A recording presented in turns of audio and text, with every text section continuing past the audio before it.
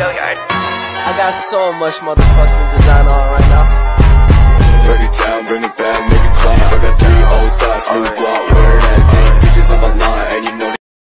Assalamualaikum warahmatullahi wabarakatuh. Perkenalkan, nama saya Iqbal Ramadhani dari Probolinggo, Prodi Teknik Mekatronika, Fakultas Teknik Orasi. Saya memilih orasi pendidikan. Orasi semangat pendidikan Indonesia. Tak akan lepas dari hakikat manusia, itulah pendidikan.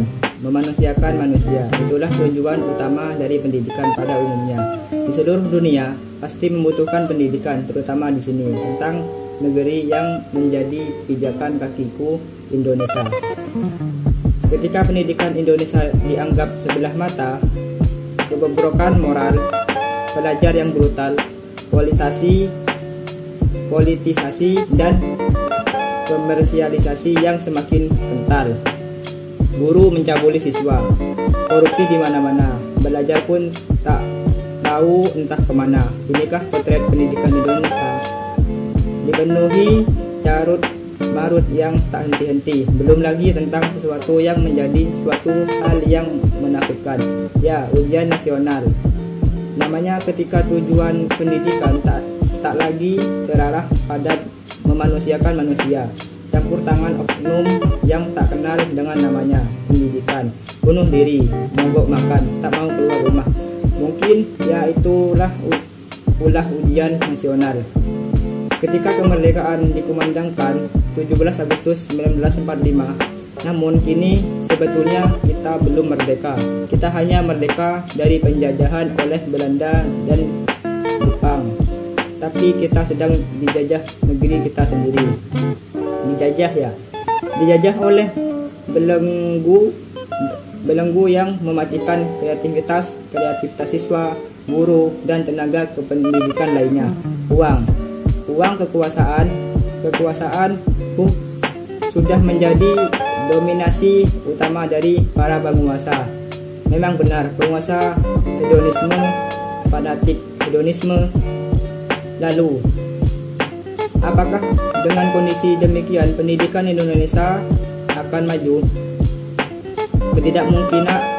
Ketidakmungkinan terbesit dari banyak orang di Indonesia. Mereka berkata, pendidikan Indonesia gagal.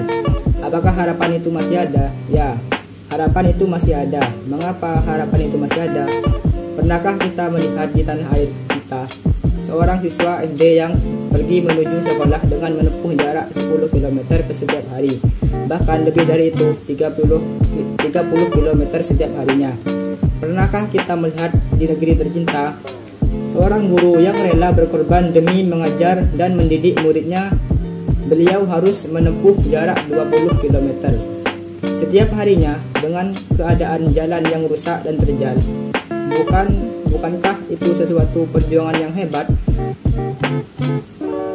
Banyak cerita-cerita yang menginspirasi, bahkan memberikan harapan yang pasti. Banyak orang yang berimajinasi bahkan mengatakan bahwa pendidikan Indonesia telah mati. Sekali lagi tetap harapan itu masih ada. Harapan untuk pendidikan Indonesia yang akan memunculkan peradaban di zaman yang semakin wong edan. Harapan untuk para generasi bangsa Indonesia yang akan meneruskan tongkat estafet kepemimpinan dalam pendidikan Indonesia. Harapan untuk para guru bangsa Indonesia yang senantiasa mendidik tanpa tanda jasa, ikhlas, loyal tanpa batas. Harapan untuk Indonesiaku yang tetap akan menjadi negeri tercinta. Hasil jerih para pahlawan yang berjasa, dan siapakah yang akan menjadi generasi selanjutnya? Kita semua yang senantiasa peduli terhadap pendidikan Indonesia.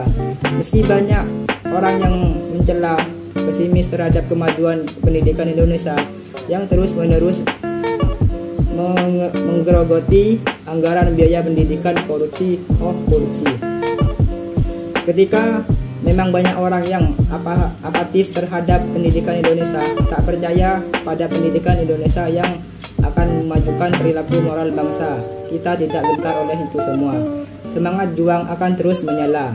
Itulah pemuda Indonesia yang senantiasa bergerak, berjuang, tuntaskan perubahan pendidikan Indonesia. Meski image-mu sudah tercemar dan terkotori oleh politik komersialisasi.